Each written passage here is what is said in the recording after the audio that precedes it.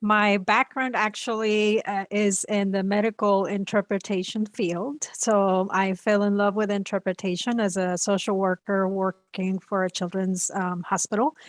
And so by default, if you're bilingual in a children's hospital, you probably will end up interpreting. So my first exposure to interpretation was there. From there, I moved to the school districts just out of curiosity, and I realized how unprepared I was for some of the terminology that was that I was facing every day. So.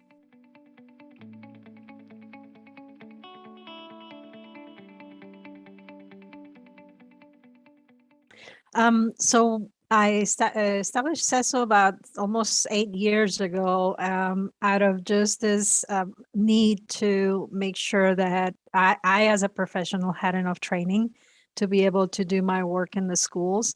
At that moment, there was very little out there in terms of workshops or any type of professional development to really prepare medical and legal interpreters to start working in school districts, was my personal experience. And so the company was born out of necessity for me to actually find something that was useful for me as an interpreter, but I imagined for everybody else that was working as an interpreter at that time.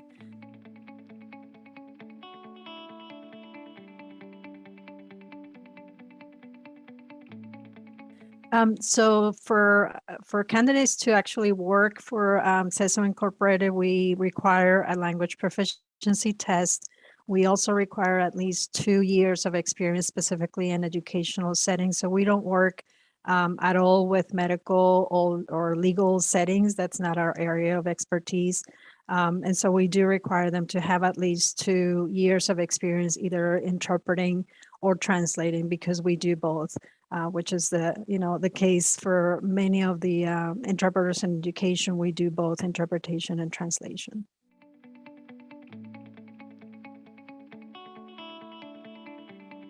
I actually am one of those lucky individuals that wakes up every day just loving what I do. I love the interaction with teachers. I love the making those connections between, a good interpreter and a teacher who really wants to help a multilingual family. It really just opens my eyes to some of the gaps and some of the needs that we have in this profession, but also to the rewards. And seeing that every day is just a reward in itself. So I really love what I do.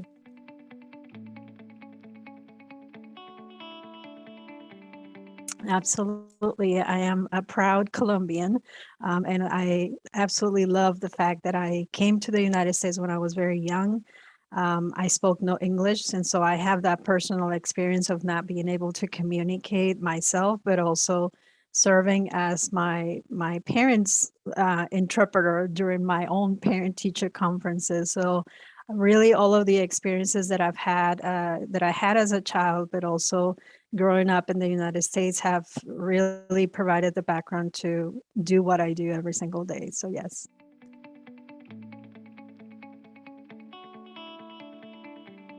I am the happiest right now actually doing research. I started my doctorate 2 years ago now, and I have found that really doing the research about the impact of interpreters in education, and really, per, given this perspective about the value of the work that we do, has given me so much happiness. It's a lot of work, but at the same time, it's just validating to see the work that we do and that we actually do create.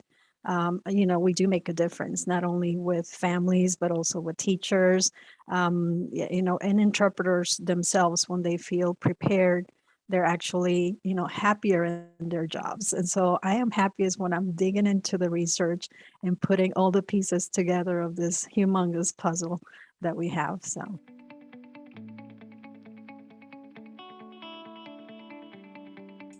Oh my goodness. I love Isabel Allende. I have to read in Spanish all the time to keep up with my skills as an interpreter and a translator. So I tend to read often authors that have not been translated books, but actually, authors that are Spanish speakers. And so she is my actual favorite author, and I tend to just gravitate toward her books. But a lot of what I'm reading, of course, is for school now. A lot of qualitative research and a lot of information about, how to conduct research. So I haven't had time to really do a lot of leisurely reading, unfortunately. And in terms of movies, I got hooked into the Squid Games, which, is very popular right now.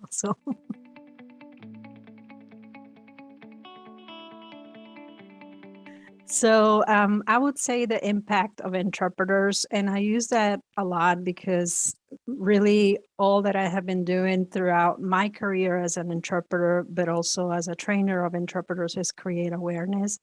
And I think a lot of folks are not aware of how much impact we do have in the work that we do, connecting families, and the work that we do towards family engagement, and really showing teachers and administrators the cultural wealth that our families bring into the picture. And so a lot of that has to do with the quality of interpreters that we have. And so, really everything that I do and all of the organizations that I'm involved in and any work that I do in terms of research is really to highlight that impact. So I would say that that's the phrase that I use the most.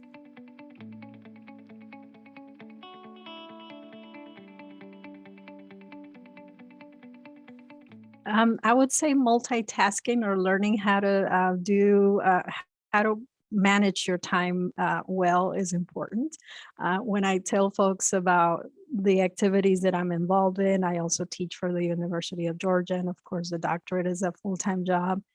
And everything else that I'm doing, they seem surprised, but honestly, it does not feel overwhelming to me because I'm used to wearing 1,000 hats. Part of that is the fact that, as bilingual individuals, we already multitask all of the time. So it seems that it's a good transition. But I would say, time management is definitely a priority for me, but also, making sure that my priorities are clear and having a very clear vision about where I'm going and the steps to take me there. So that's what keeps me motivated to keep going.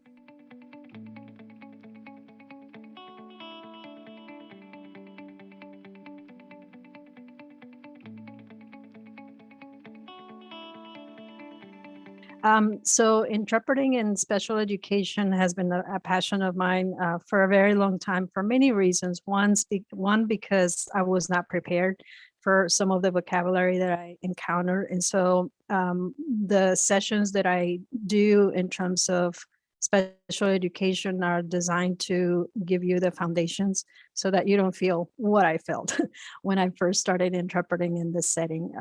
Like I mentioned, I was a medical interpreter and I thought I had it all in my head in terms of terminology, but definitely not the case. So special education meetings are legal meetings. So there's a lot of legal terminology. There's a lot of medical terminology. So there's quite a great combination of different skills that you have to have as an interpreter. And so the workshops are, or the conference presentation will be related to not just the vocabulary, but really the protocols and, different resources that interpreters need to access to come prepared. One thing that I always tell my students and any participants of any of my workshops will hear me say that, we don't want interpreters to come in and add to the chaos of the situation because special education meetings are already chaotic and very confusing for families. When you have an interpreter who is, nervous, not sure what to do, looking up terms, that adds to the whole anxiety of the process. And so my mission is to make sure that you as the interpreter come in with as many tools as you can so that you can, help everybody kind of come to terms to what's going on. So